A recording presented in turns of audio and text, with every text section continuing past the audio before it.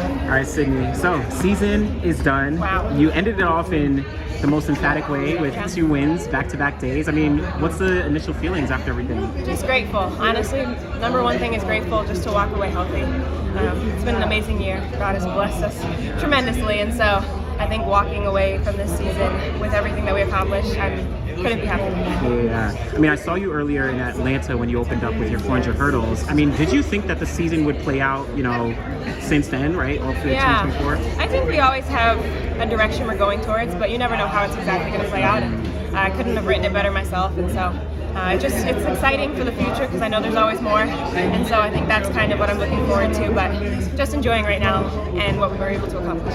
So how did you feel about these 2 races, 49-1 and then 22-4? Obviously, the conditions aren't the best. I know, I would have liked a little bit faster, but I think Mother Nature kind of wasn't on our side for these. But at the end of the day, like I said, I'm just grateful to walk away healthy. You don't want to hurt yourself the last week of the season, so I couldn't be happier. Yeah.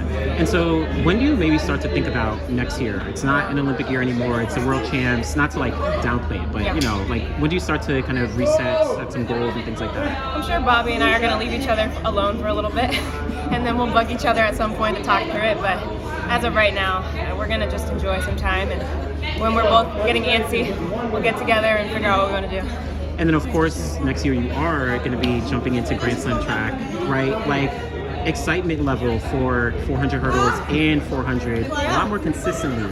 Yeah, I think it'll be fun. Honestly, being able to do 2 events and kind of just challenge yourself. Also using some of those as training blocks. I think it's just going to be really cool to see that dynamic and see the sport grow in popularity. And so I'm excited to be a part of that in any way.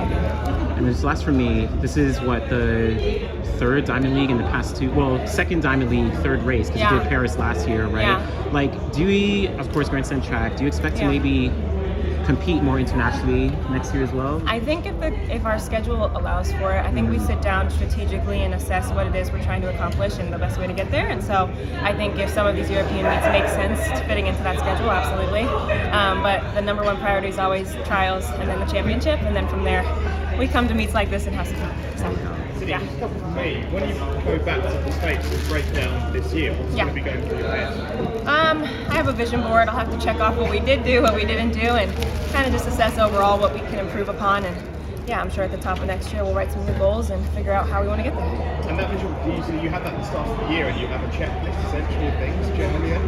Yeah, I always kind of write down what it is in my personal life, my spiritual life, and track that I want to do, and so I love kind of checking those off and seeing which ones I left empty and recycling to the next year. And just a few more, so on the Paris Olympics, obviously for Tokyo with no fans, what was that contrast like in Paris, 80,000 people in the stadium there? Incredible. You can't hear yourself think it's so loud, but it was just an amazing experience, one that I'll never forget. And finally for me, again looking ahead, how do you think next year will contrast to this year generally? Obviously next year the schedule is September 2025 World Champs there. It's a great question. I have no idea. I have no clue. I'm just as curious as you are, so we'll figure it out.